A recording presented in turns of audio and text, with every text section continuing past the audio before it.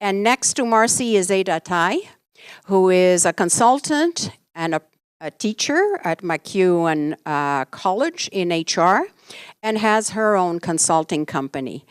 I know it sounds like it's impossible, but Ada says that she has almost 10 years experience. Must have started when you were 5. Oh, okay, it's the makeup. All right, we want the recipe, or at least I do. Certainly I do. She provides generalized HR consulting services, corporate training, and like I said, she does also teach at McEwen University and Metro Continuing Education in Edmonton. Okay, good morning, everybody. Let's get started. Am I good, Scott? Yep. Okay, awesome. Thank you.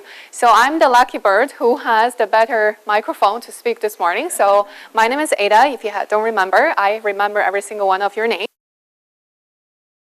University level, so that's what I try to remember these many students. Of all these students that have in the class, so I try to remember their names, so when they do something wrong in the classroom, at least I can point them out really, really quickly.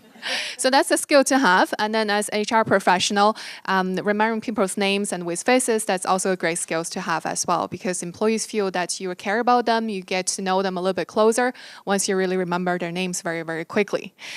So today my topic is rethink about talent attraction.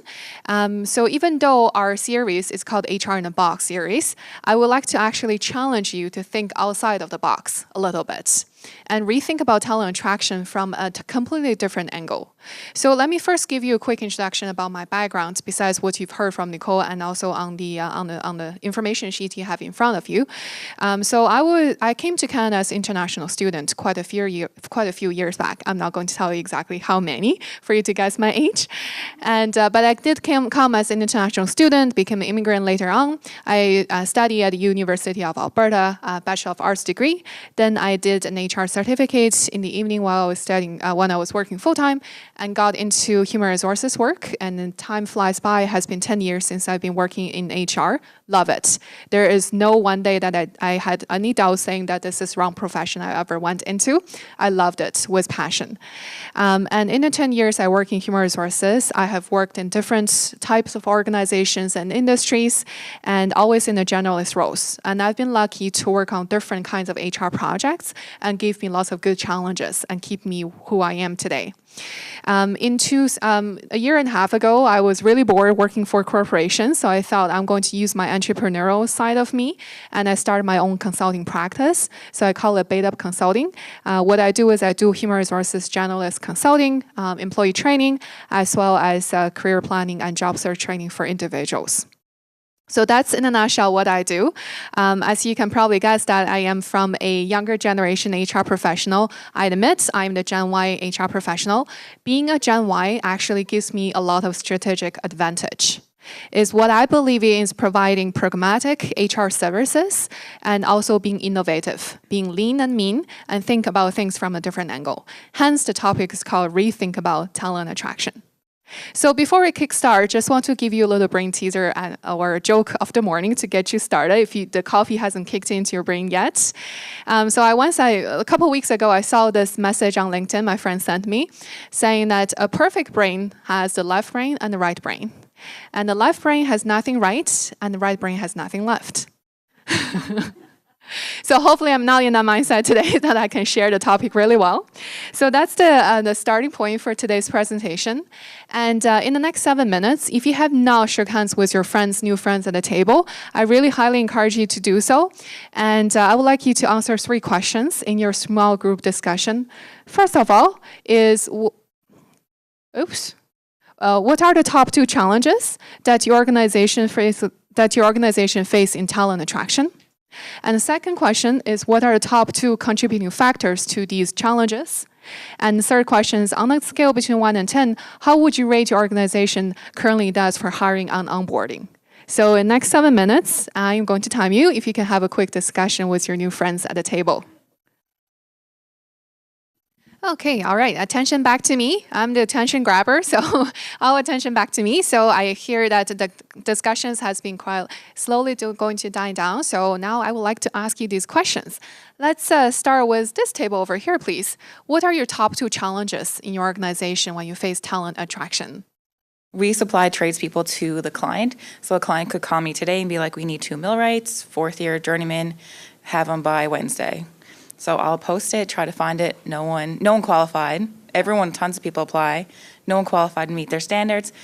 Like, it's really hard to find the qualified person. And then you look on Indeed or look on Job Bank, there's also 25 other people looking for those exact same people.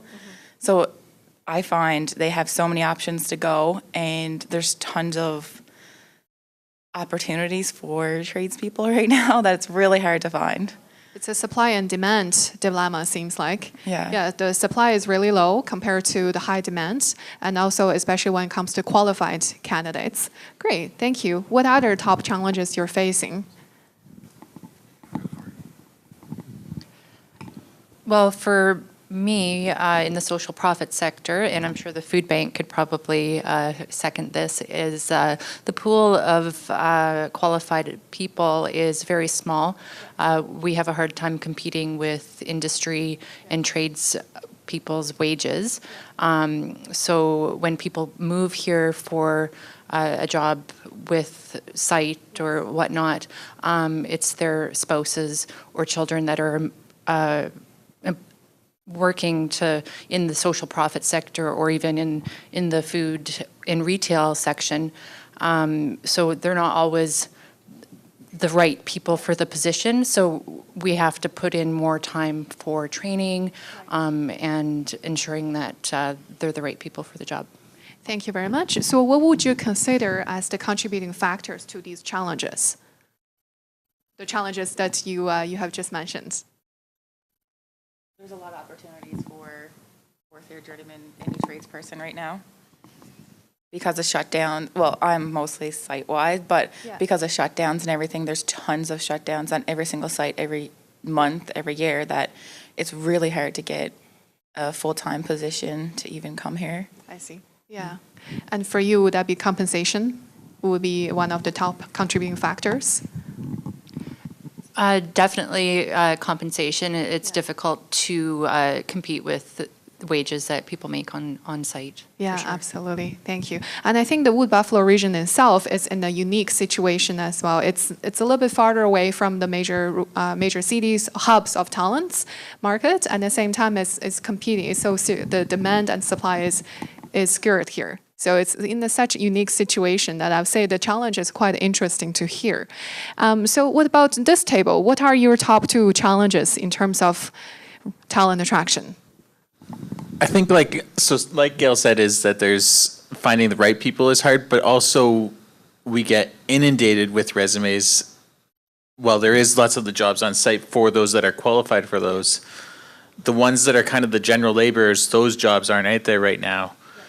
And when you put out a job notification, they read about the first 3 words and go, oh, that fits with what I do. But they don't read what the job is. They just read 3 words. And so you get inundated with, applications for millwrights, for people, like, it's not the job. It's not what you're reading. And then you call them, you're like, hey, do you want a job, whatever? And you're like, oh, is this what it's for? I'm like, yes, apply for it. Yeah, so it's almost like an inundation of, and it leads to the extra jobs that you're doing that are wasting time. Like the amount of time that is spent reading resumes is ridiculous. What would you say is the contributing factor to this issue, to this challenge? The economic downturn where you had so many people just looking for work, which then also leads to the problem of turnover because they're looking for work right now. They need work, and that's great. Like, I want to work too if I was in that situation. But as soon as the job on site, the job that is more what they want, or another job is $1 more, they leave and they go to that. Yeah, exactly. I remember 10 years ago when I first started working in HR, I did lots of recruiting in Edmonton. That's where I'm based off. And the company that I was hiring for at that time, they don't pay top dollars. And I see people, the talents were flooding into Fort Mac at the time, or going to the competitors next door because they pay $1.50 more an hour. It was a huge challenge for us. I remember those painful days. Thank you. What will be another challenge at this table in terms of talent attraction?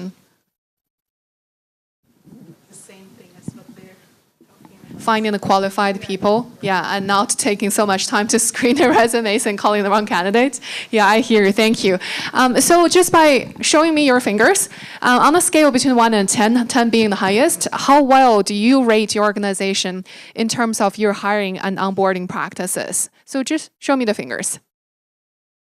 Yeah, okay. 5? What about you, Cindy? You're trying to think. And what about you, Kat? Okay, all right. What about you, Vanessa? Okay.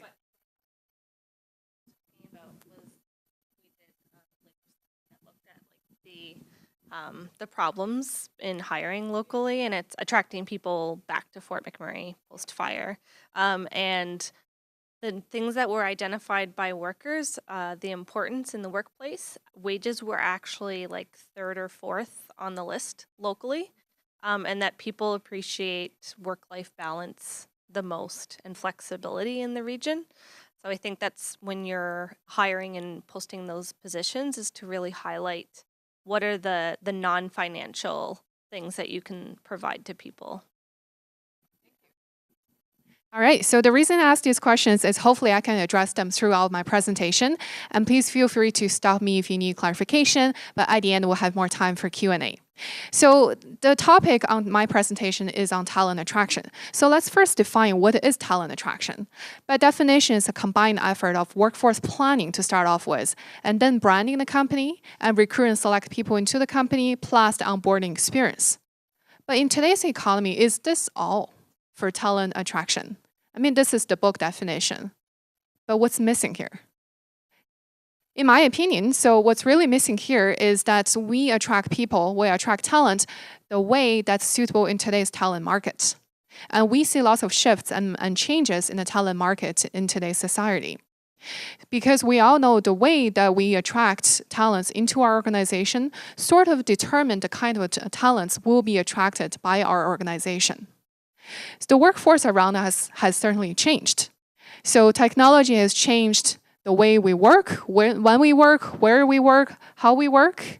And if you walk around the newly developed office buildings, you see these fancy big glass windows, transparency, open design office. You see the cubicles get lower and lower. And also they encourage discussions and brainstormings, communication, open dialogues, and team-based projects versus the traditional hierarchical way of managing employees. And also, if we look around job postings, regardless if it's frontline maintenance positions, or customer service positions, or back office admin support, or even leadership managerial positions, you often see postings have the words like, looking for someone with great experience, 3 to 5+ years experience, even though it may be a junior position. Because in today's economy, we can be a little bit picky because there are lots of people looking for work, except they may not be the right kind of talent. And also, we've seen postings with words like multitasking skills, organizational skills. Basically, in today's economy, because the budget's been cut, what I'm seeing in the labor market is that employers are really expecting employees to do more with less. So that's the concept that we say in the Gen Y HR practice is really being the lean and mean person. So, however, we ask employees to be efficient and effective. At the same time, with the younger generation entering the workforce, they're looking for work-life balance.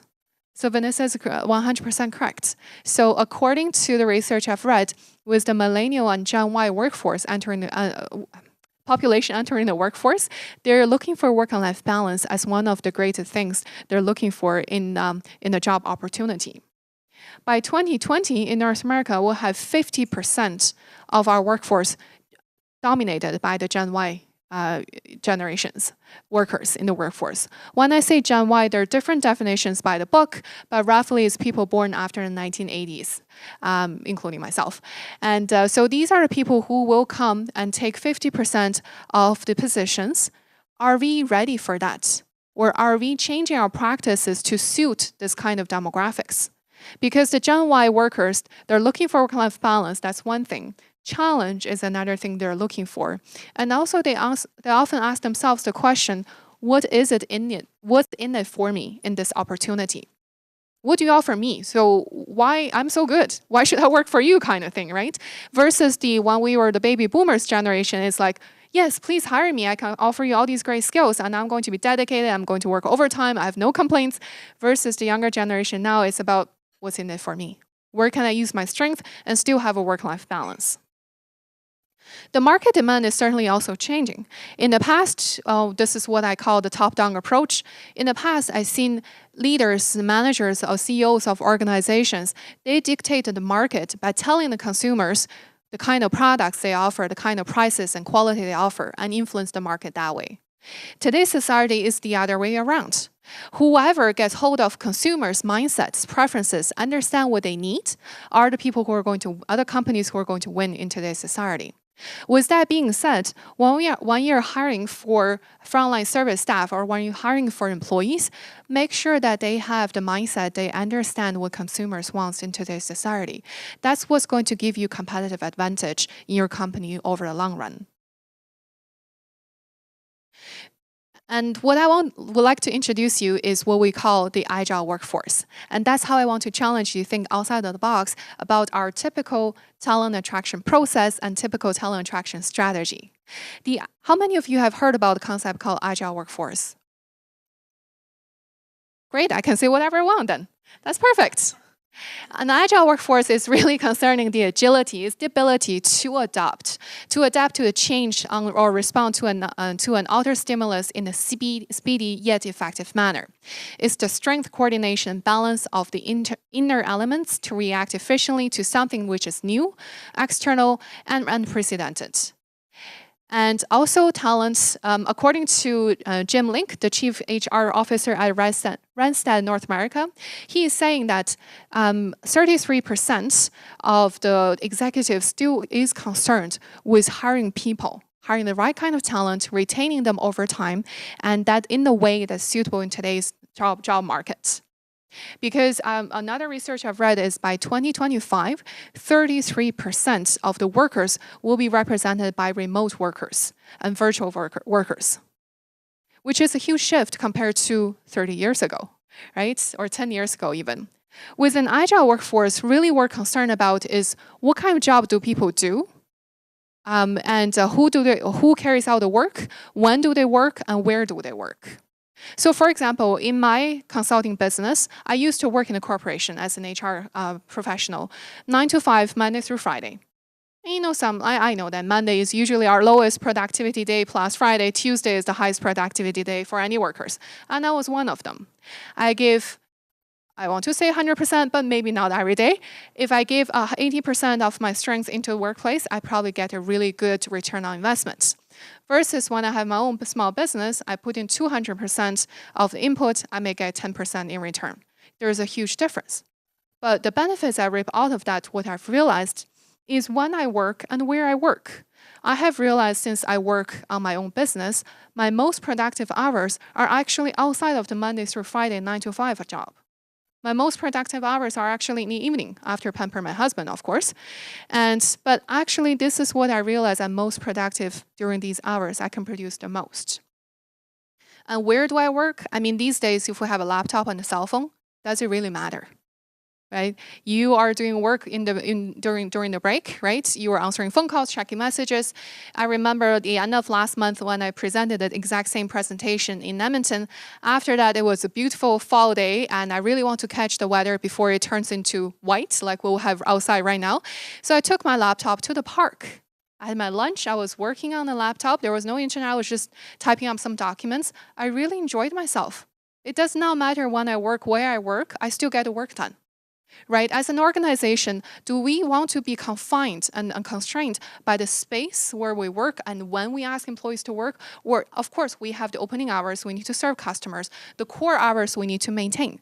But other than that, what kind of flexibility, work-life balance, and plus challenges we can offer to the younger generation so they're still engaged and they want to come to work for our organization? So agile working is really about bringing people, processes, connectivity, and technology, time and place together to find the most appropriate and effective way to carry out the work. In my humble opinion, this is my simplified version of the definition. An agile workforce is the workforce that takes into consideration of the changing demand of the customers and market while delivering the organizational results in a creative way. So it's basically about transforming our work. Again, it's what we do, when we do it, how we do it, and where we do it. An agile workforce looks at many, many things. Let me give you some examples. So for example, an agile workforce first look at organizational design and workspace design. In terms of organizational design, this is speaking a little bit like an HR person, organizational design. So we consider, does the traditional historical hierarchical structure work the best in today's talent market? Is it attractive to the workers to come for work for us? Does the message still come from top down and dictate based on the layers of positions?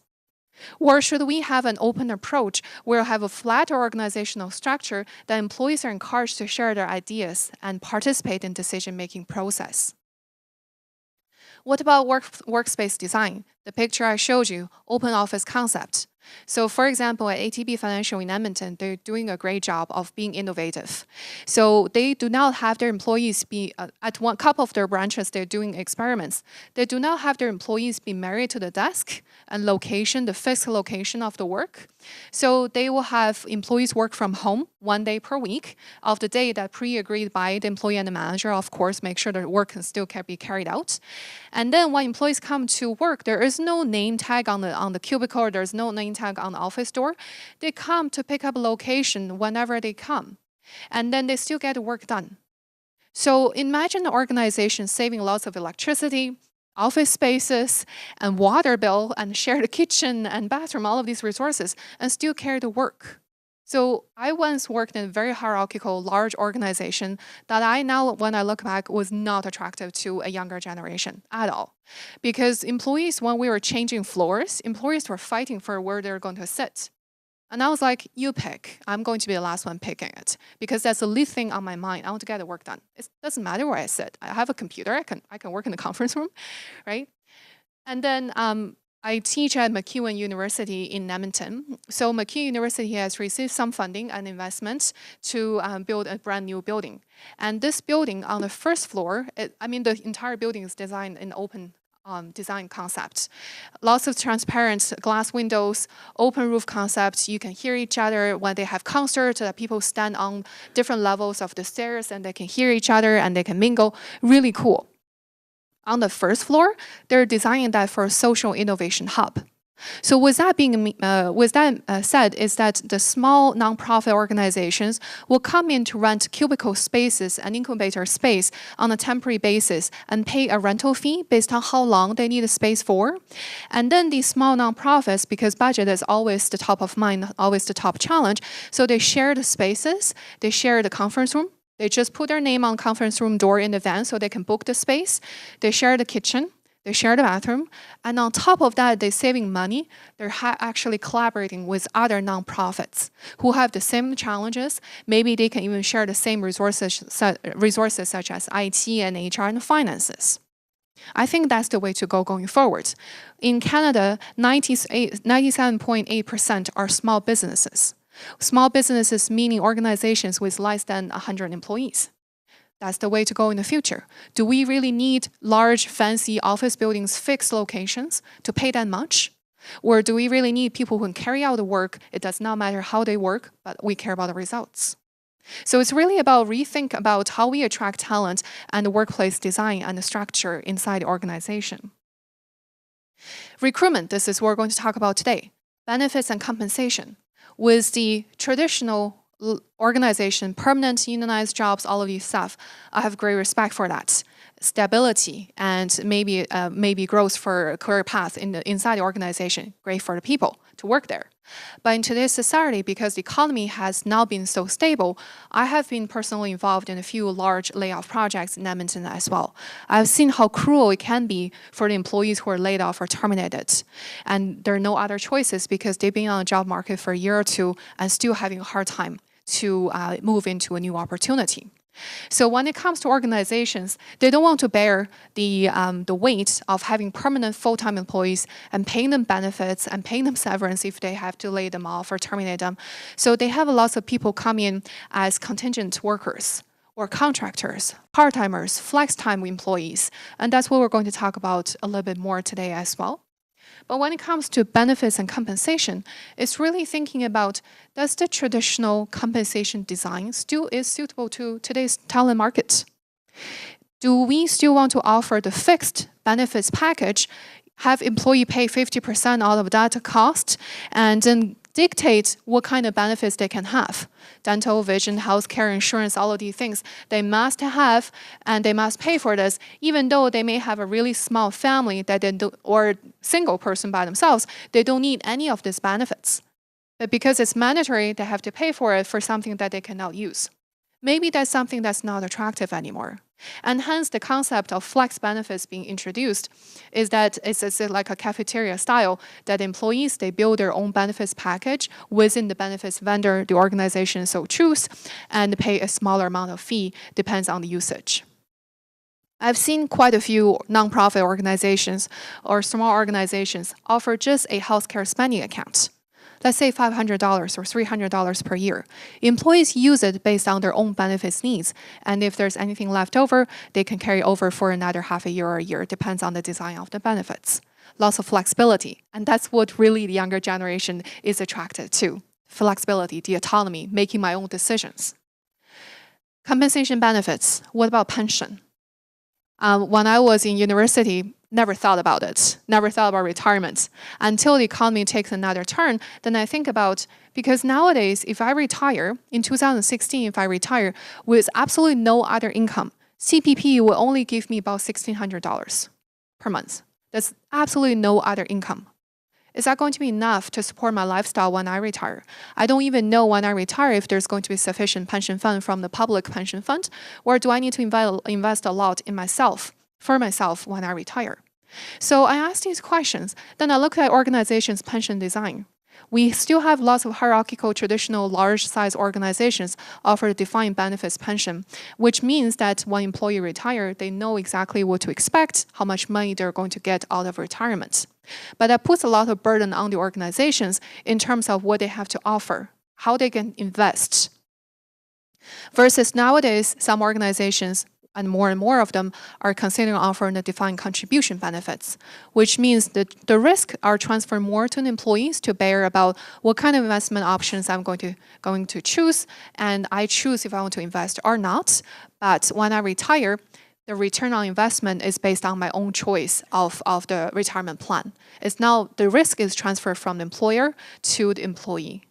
And of course, group RSP. And this is not a benefits and pension plan class, of course. I'm just giving you a few thoughts for you to think. And also employee management, communication, training and development.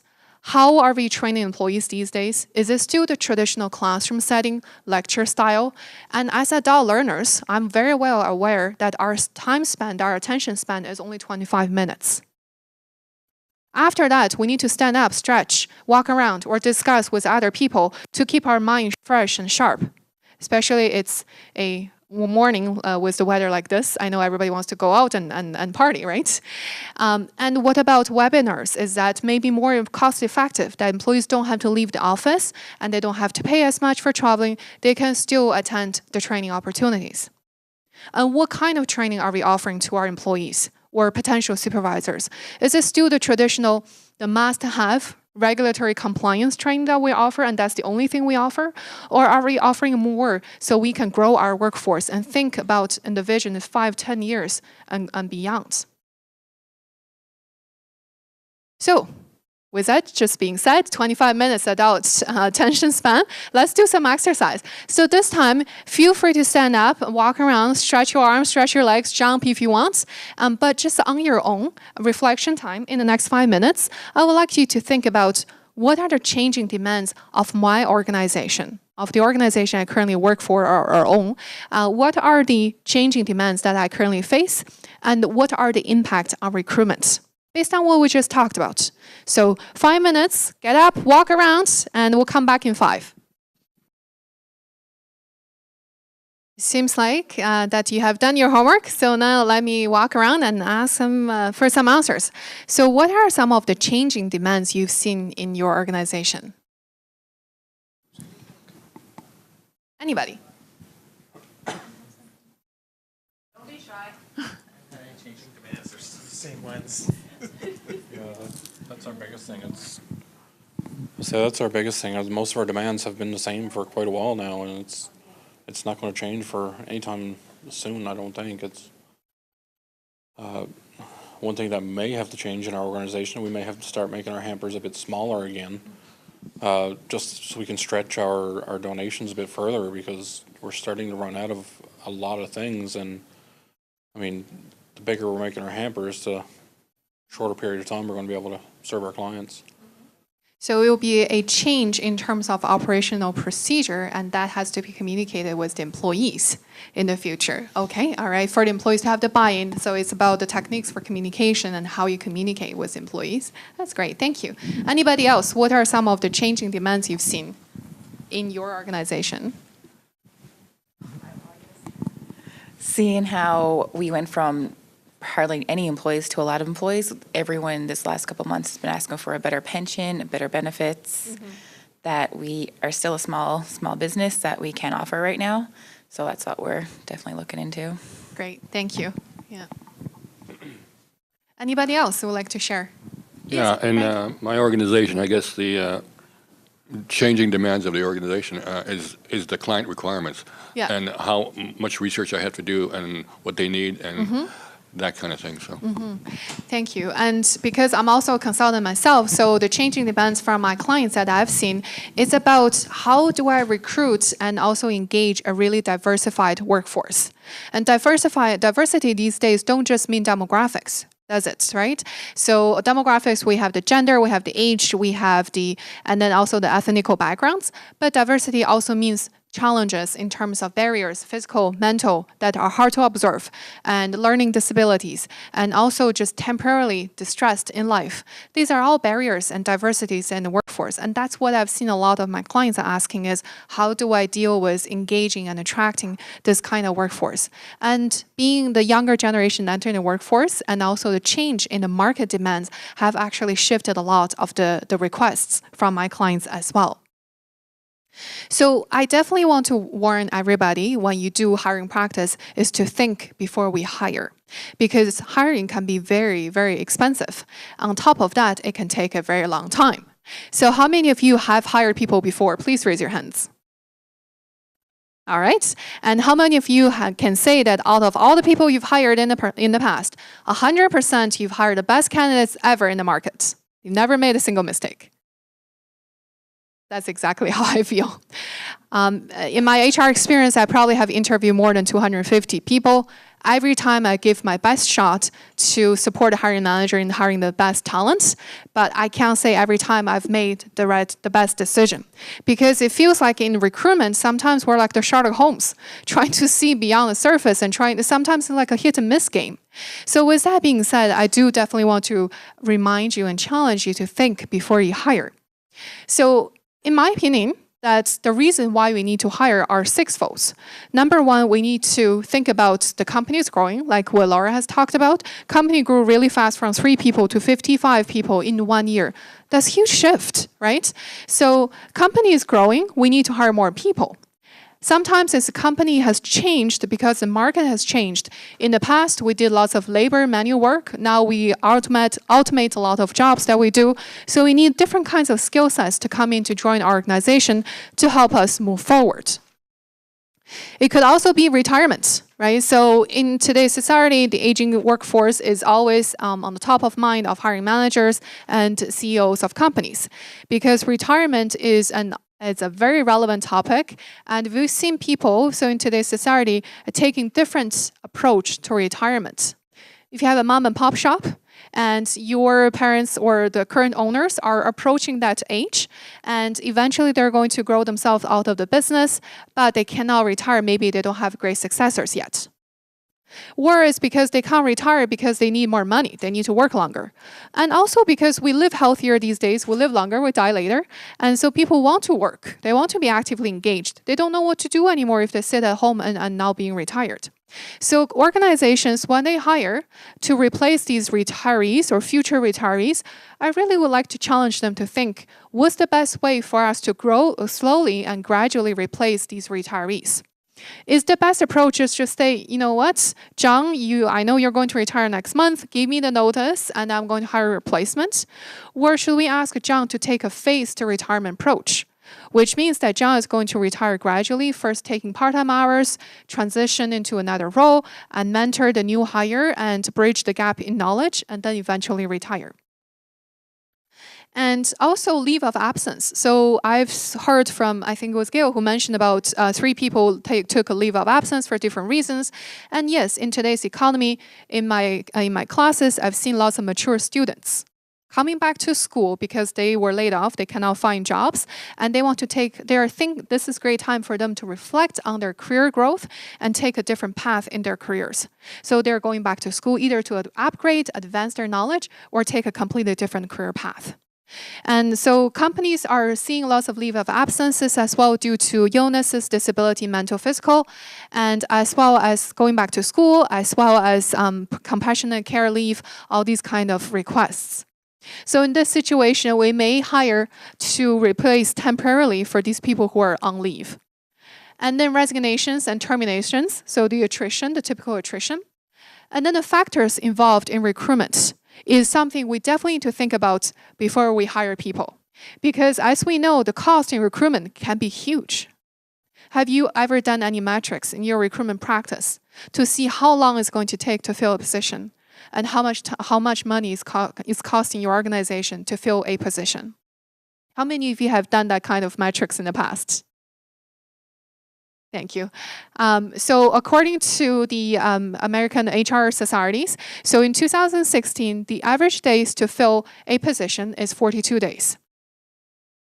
What about the productivity loss during these 42 days? Who is covering up for the loss of productivity?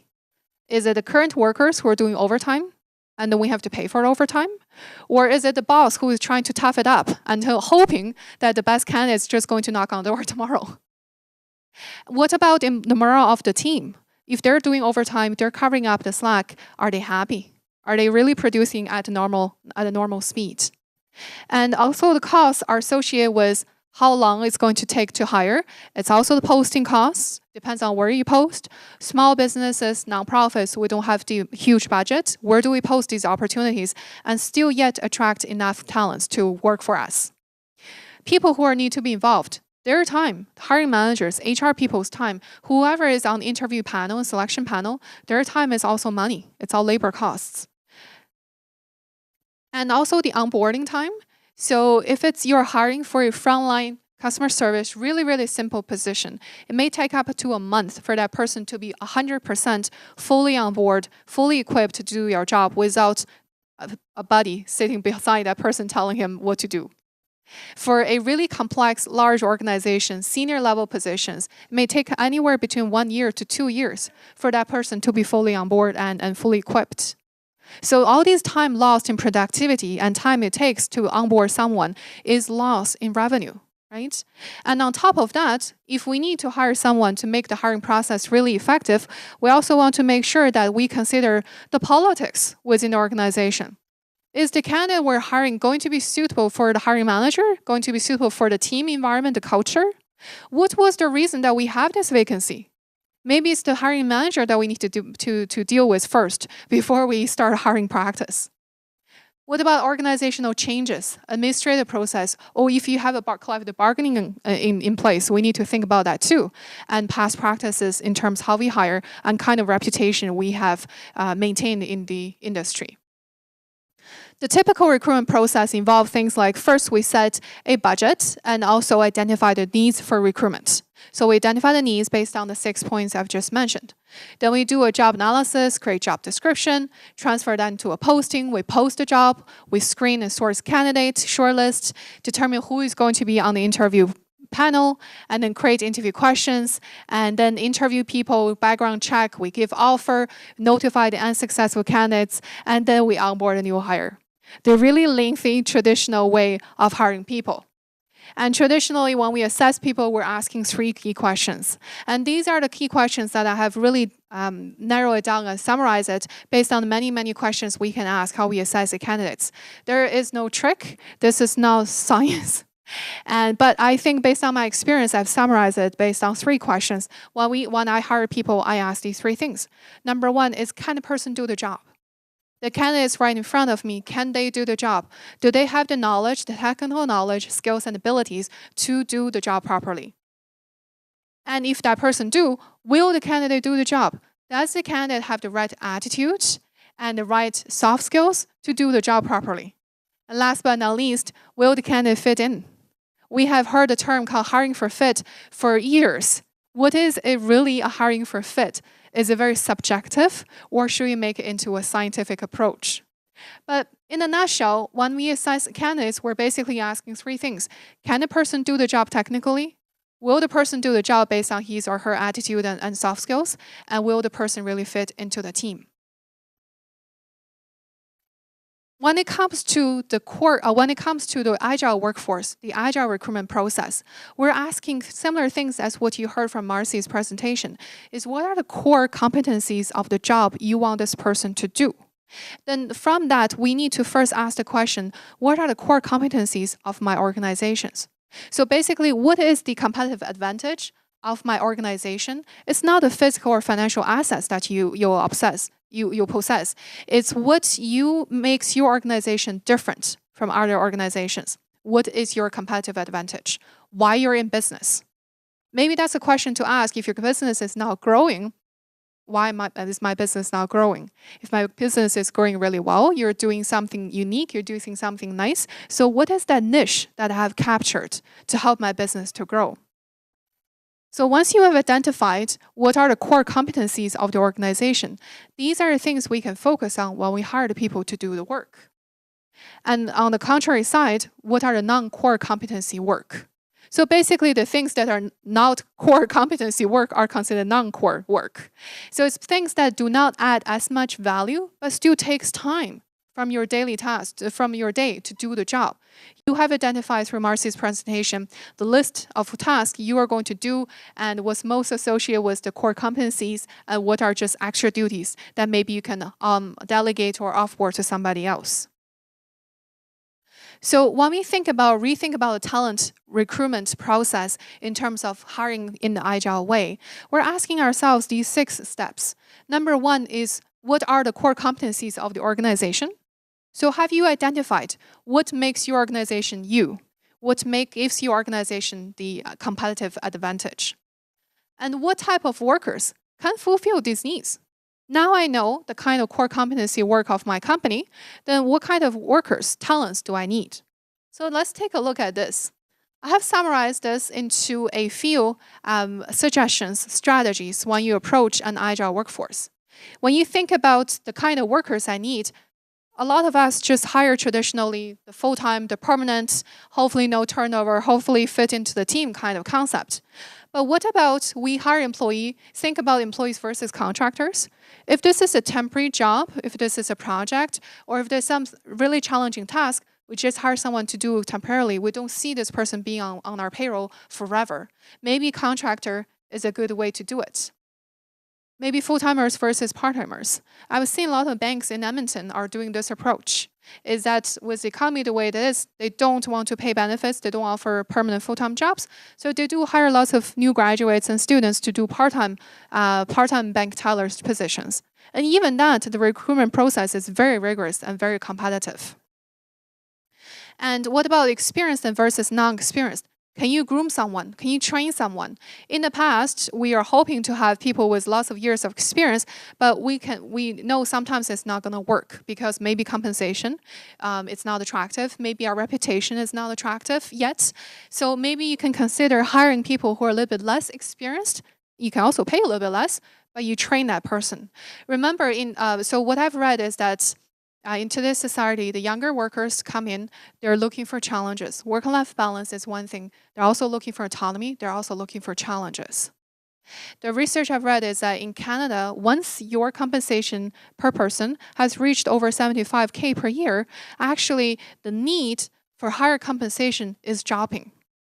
Because your basic needs, the shelter, the food, the clothes, all of these things are met pretty well.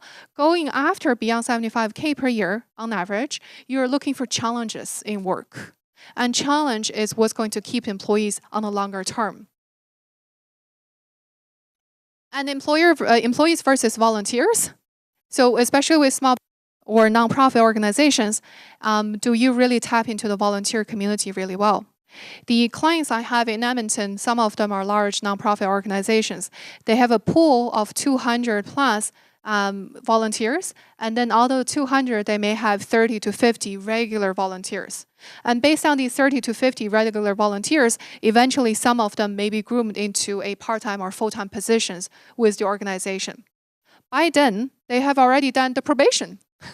By then, they already know the characters and the productivity and quality of work of these people. And if they don't offer anything permanent or part-time jobs to these volunteers, the volunteers get great reference and they move on to their career. They still have good things to say about the nonprofit clients that I had. And fixed time versus flex time. I've seen in Edmonton that lots of stay-home mom or stay-home dads have come back to the workforce because their spouse had been laid off. So they don't have a choice but coming back to work part-time or full-time. But because of childcare issues, they're really looking for flex time. And same with students. Third, fourth year students, they have school full-time. They still want to get experience so they can get employment after graduation. They're looking for employers who are a little bit more flexible in terms of offering the hours.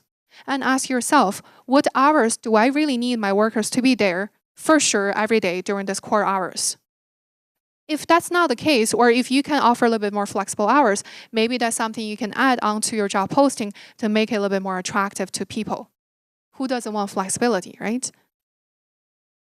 And then also the hiring directions. Some organizations will consider acquire, so to hire, or to develop talent within. Similar to the concept of hiring experienced versus the non-experienced employees we've talked about. And then local versus global, attract versus relocate.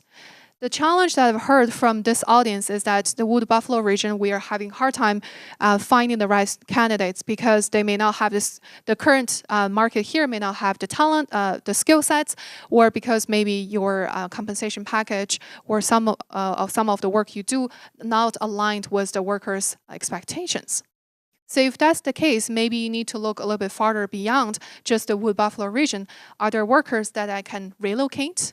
Or are there workers that I can do the work remotely? Or are there workers that I can contract and be having them as a part-time, as a contingent workers, so on call basis to work for us? So that's the second step, is what type of workers can fulfill these roles. And third step is, what about the non-core work? Ask yourself, these non-core competency work, are they taking more of your time, valuable time from doing your job, making company grow? Or are these things that I can delegate off-board to somebody else? Maybe to the junior staff, maybe to the students, maybe to the volunteers, maybe to the retirees, who knows?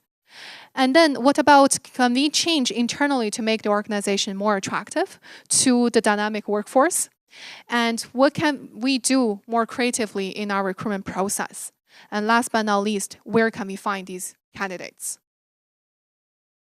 This is a organizational chart I really, really like. I have to admit, I copy and pasted from a website. I do give credits. The reason I like this is it's really mind-opening, eye-opening to think about organizational structure in a different level. You have a home office, you have employees on flex time program, you have employees in satellite office, same country, different country, contractors, telecommuters, and vendors. This is an organization. The core employees are so few, but they still get their job done through other types of talents, through other types of engagement. And with my own consulting company, I have 3 staff. I have a home office. I don't have a permanent location. It saves me lots of bill from renting an office. And with my staff, they all work from home. We meet at Starbucks if we need to. And they're all part-timers and flex times. I tell them these are projects, these are things I want you to done. You tell me when can you finish, what tools and support you need from me. And that's the end of the conversation. I care to see the results. Running a little bit on the time, but in the next 15 minutes, I have left the handouts on your table. So if you can just pass around one per person, that would be great.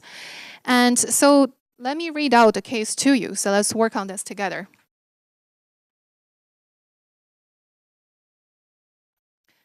The background of the case is this is a local nonprofit organization that has 35 employees, 30 long-term volunteers, and 70 casual volunteers. The organization wants to hire a permanent full-time HR manager. This position will report to the executive director, be responsible for the day-to-day generalist functions, plus volunteer management duties, plus 2 administrative staff as the direct reports. The ideal candidate will have 5 to 7 years of HR management experience in the nonprofit world. A relevant diploma degree and work experience will be considered an asset. The organization offers $60K in base pay, $500 in healthcare spending accounts, free parking, and close-by daycare facility, and friendly work environments. Challenges: limited hiring and salary budget, of course, low brand recognition in the market. HR manager position has been vacant for 4 months. And because of that, the board of directors think that if the company can run without an HR manager for 4 months, do we really need to hire that person?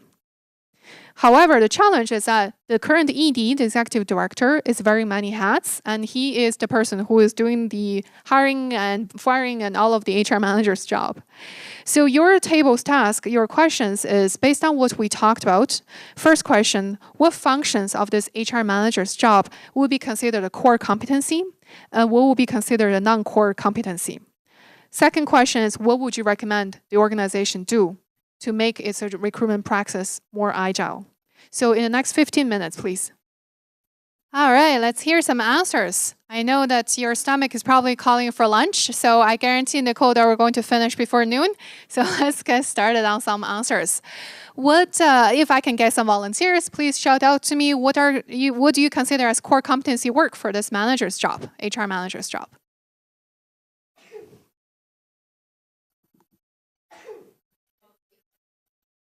As a core competency job? Volunteer management? Okay, thank you. Okay. Yeah, I wrote down volunteer management, performance management, training and development, hiring and retention. Great, thank you very much. And Lisa, yeah. General HR functions. Okay, all right. Anybody else have different opinions? Dan, you had something to say. I heard you a little bit at the table.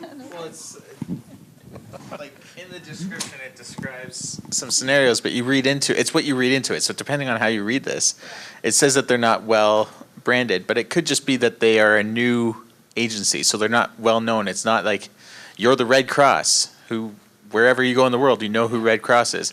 So they're just facing an uphill battle on that. So it's kind of what you read into this, but the core competencies really are is that HR typical jobs. Like, what is the core job of an HR person? To manage the volunteers, as it says there, to manage the staff as a whole, and maintaining your staff and making sure people are getting the training that are needed to continue to function at their jobs and to continue to grow within the agency or business. Analytical mind, thank you. Yeah, what would you consider as the non-core business, non-core competencies then? Is there anything else? What about managing the 2 direct reports, the admin staff? Would you consider that as core or non-core? Core because they're your staff. It really depends on how you see it. Okay. All right. So in my opinion, I see this a little bit differently because the challenge for this organization, the compensation is not the highest. $60K demanding 5 to 7 years of HR management experience, and ideally in a nonprofit. I mean, how likely are you going to find the right people? And also the position has been vacant for 4 months. So if the position can last for 4 months without really being that person in the role, if I was the board of directors, I probably would have the same kind of questions, right? Seems like there's some power struggle between the ED as well as the board of directors, but we're not really reading in between the lines. I created a case mostly just for the purpose of discussion. So in my humble opinion, so the core competency work in this situation is first of all the strategic HR planning piece. It looks like the organization may not have that existed yet. And then the compensation and benefit structure, policies and procedures, and employee relations issues. These are what I consider as the core competency of the HR manager's job. The day-to-day HR generalist duties, yes, they're very important, but they're not as important as setting the organization on the right foot to start off with. So in terms of the core competency work, then if the organization so decides that 60K is not enough to attract an HR manager with the set experience that we're looking for, and they have been really having struggles, then maybe the next step for them to do, and which answers the second question, now I'm cheating, I'm giving you the answers, is to maybe have a consultant, a part-time HR professional, seasoned one, maybe a retired HR professional, come in to have these functions set up and train the current management staff, and then move on from there.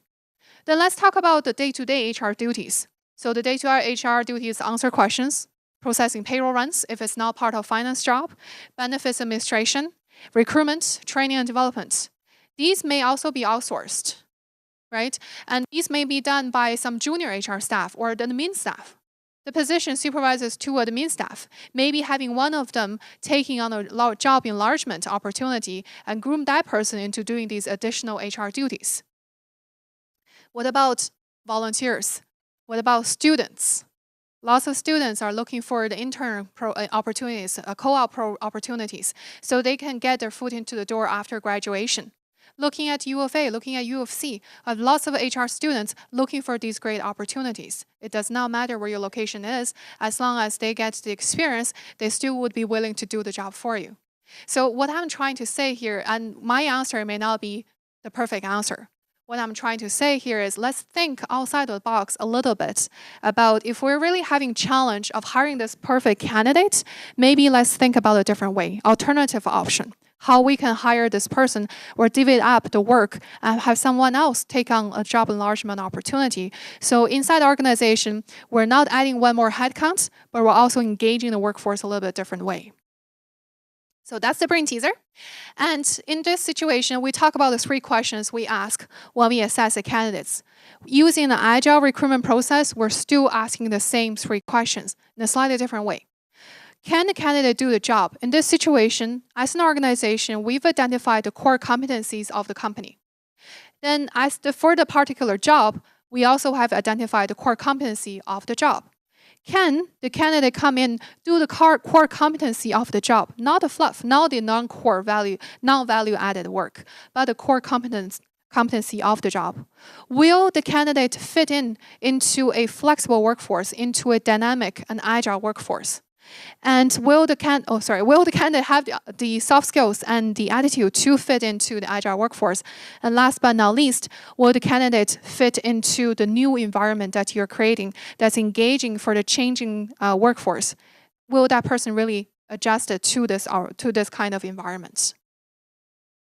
So and I always put onus back on the hiring managers and organizations and employers at the end, is that you are the organization's ambassador. How you present yourself during interview, during recruitment process, how your job ads is written, how you dress, how you talk, how you write, and all these things, how you shake hands with the candidates, how you smile, are part of that first impression that while you're assessing the candidates are also assessing you. You are the first point of contact as a hiring manager, as a recruiter, to the job candidates. My opinion of you as a job candidate, my opinion of the organization is you, basically, how you present your organization. So are you ready to be that agile hiring manager? It's important for you as a hiring manager to demonstrate the agile traits in your hiring practice. Carry through professional behaviors and demonstrate a passion for your organization. I personally would not want to join an organization if the recruiters and hiring managers I see do not have any energy or do not have enthusiasm speaking about their organization, how much they love working for their companies. I've had situations where I have gone through interviews just to find out the reason they changed the people on the panel is because the hiring managers quit the next day. I've had that situation happen to me. Then I really ask myself, should I join the organization? And then the hiring manager should also envision an agile future and let interview candidates know the results one way or another. This is always my pet peeve. Whenever people I interview, I always let them know if they have suffer themselves through the hiring process and put in the time and effort to apply for a job and go through interviews process, and they can't even no thanks but no thanks. I think that's basic respect that as hiring managers we should give to the candidates. Remember, an organization's reputation takes a very long time to build, but it takes a very small incident to destroy it. So it's important that we, as the hiring manager, we are the ambassador of the organization, that we represent our organization fairly. So there is my contact information. I also brought my business cards and brochures as well. And in your USB, I also have my PowerPoint and my contact information as well. I like challenging questions. I like discussions. So Marcy and I are here to answer questions, and then I'll pass it back to Nicole for now. Thank you very much for your attention. Have a good day. Thank you very much. So as I was listening about the challenges around attraction, recruitment, and agile workforce, what was going through my mind is that this is the first time in the history of work that we have 5 generations at work at the same time. And if you think about it, baby boomers, not going anywhere, millennial, hot to trot, right behind, and then everything in between. And what that means is that everything that we've heard in terms of organizational structure, but also in terms of strategies and really practical steps, needs to be adapted and adjusted. Because the way that you're going to recruit me is very different, to Ada's point, on how you're going to recruit her. Even the vocabulary that I use is a different vocabulary. So then when you're going to be interviewing me, you're going to have to make a snap judgment right there and then. All right, where does she fit? She's a baby boomer, or maybe she's a Gen Y. What does that mean? To what level of tech are we talking about? And what are the values? And one of my pet peeves, particularly in the practice of HR, is that the organizational values are very clear. They're posted on the website, they're posted in the, in the hallways. What do they really mean on a day-to-day basis? And how do we translate that when we're interviewing candidates? Someone like you that has had such an amazing growth in such a short span, how do you translate that to the various candidates that are coming to you? I mean, what does open communication look like? What does it feel like? So these are snapshots of information that we're giving you, and we certainly hope that there are some pieces in there that you can take and adapt to your own circumstances. I would like to certainly invite you to have independent conversations with both Marcy and Ada.